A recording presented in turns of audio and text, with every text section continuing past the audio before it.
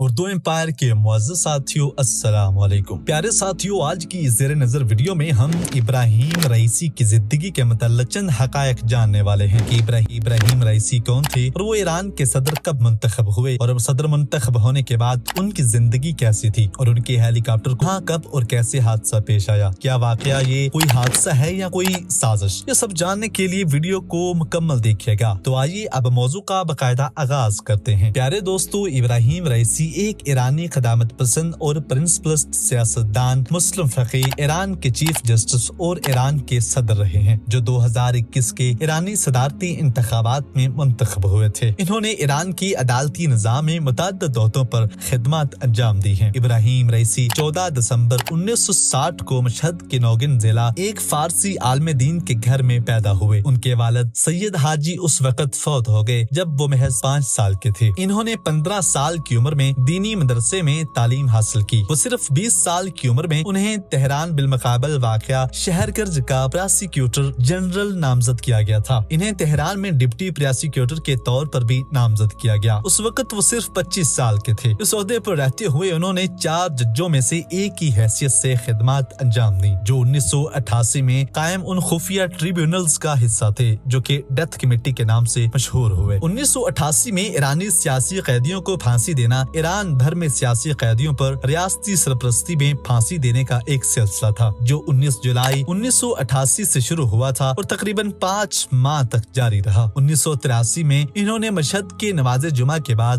احمد المہودہ کی بیٹی جمیلہ المہودہ سے شادی کی۔ ان کی 2 بیٹیاں ہیں۔ بعد ازاں انہوں نے 1999 سے 1994 تک تہران کے پراسیکیوٹر جنرل کی خدمات انجام دیں، جس کے بعد 2004 سے 2014 تک عدالتی اتھارٹی کے ڈپٹی چیف اور پھر 2014 میں نیشنل پراسیکیوٹر جنرل رہے۔ 2017 میں ابراہیم رئیسی نے صدارت کا امیدوار بن کر مبصرین کو حیران کر دیا تھا۔ اس وقت ان کے مخالف حسن روحانی تھے جنہوں نے عالمی طاقتوں کے ساتھ ایران کے 2015 کے جوہری معاہدے کے مذاکرات کی نگرانی کی تھی اور پابندیوں میں نرمی کے بدلے اس کے جوہری پروگرام کو محدود کر دیا تھا، جبکہ ابراہیم رئیسی نے 2015 کے جوہری معاہدے JCPOA کی مخالفت کی تھی۔ 2017 کے انتخابات میں حسن روحانی پہلے مرحلے میں 57% ووٹ حاصل کر کے بھاری اکثریت سے دوسری مرتبہ کامیابی حاصل کر لی تھی۔ اپنی شکست کے بعد ابراہیم رئیسی نے 2021 میں دوبارہ صدارتی عہدے کے لیے انتخابات میں حصہ لیا اور جون 2021 میں انہوں نے 62% ووٹ حاصل کر کے کامیاب رہے، لیکن انتخابات میں کم ٹرن آؤٹ 48.8% کے باعث متعدد اعتدال پسندوں کو انتخاب لڑنے کی اجازت نہ تھی۔ ابراہیم رئیسی نے 2021 میں ایک ایسے وقت میں بطور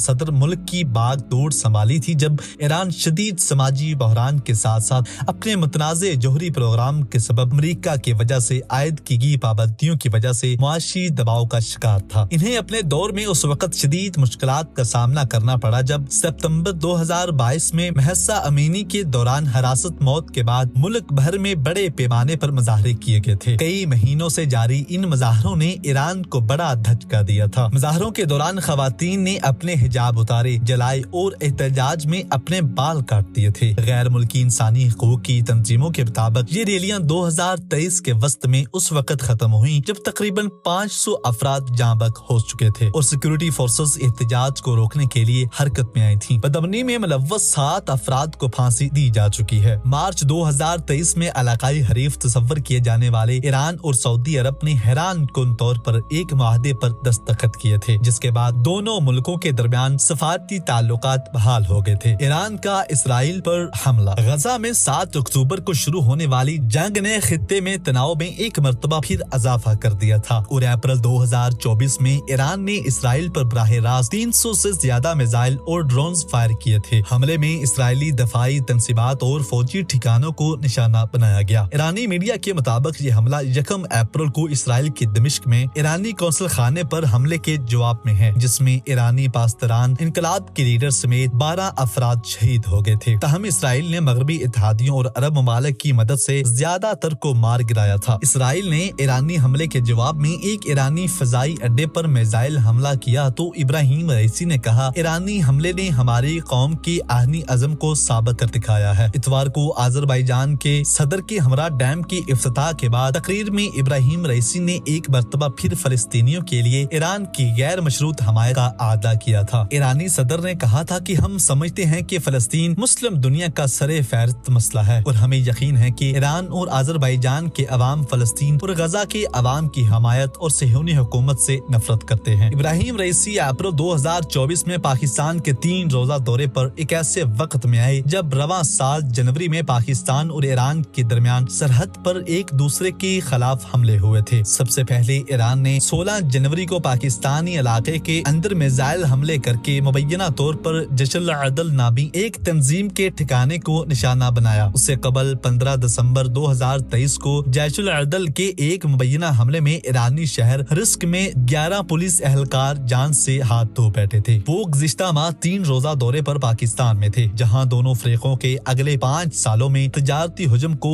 10 अरब डॉलर तक बढ़ाने का अज़म किया था और ताल्लुकात को बेहतर बनाने की कोशिश के लिए अज़म का इजहार किया था। 19 मई 2024 की शाम ईरान के सदर इब्राहिम रईसी के हेलीकॉप्टर को मुल्क के इलाके आज़रबाईजान के पहाड़ी इलाके में हादसा पेश आया था, जिसमें उनकी मौत हो गई थी। ईरानी सदर मशरकी आज़रबाईजान में डैम की इफ्तिताह के बाद वापस तबरेज शहर की तरफ लौट रहे थे। मकामी मीडिया के मुताबिक वो ईरान और आज़रबाईजान के सरहदी इलाके से वापस लौट रहे थे। हेलीकॉप्टर में कुल 9 अफराद सवार थे, जिनमें वजीर खारजा हुसैन अमीर अब्दुल्लाहान, मशरकी आज़रबाईजान के गवर्नर मुल्क रहमती और सूबे में ईरानी सदर के नुमाइंदे आयतुल्लाह मोहम्मद अली शामिल हैं। ईरानी सदर के हेलीकॉप्टर के साथ मजीद 2 हेलीकॉप्टर्स भी शामिल थे। उनमें से एक हेलीकॉप्टर को मुल्क के शमाल में धुंध के बायस हार्ड लैंडिंग करना पड़ी, लेकिन इब्राहिम रईसी के हेलीकॉप्टर को हादसा पेश आया। उसका मलबा भी तलाश किया जा चुका है। हादसा में ईरानी सदर के साथ सवार 9 अफराद भी जाँ बहक हो गए हैं। इस खबर के बाद ईरान की फजा सोगवार हो गई है। जी तो प्यारे साथियों, इस वीडियो में महज इतना ही।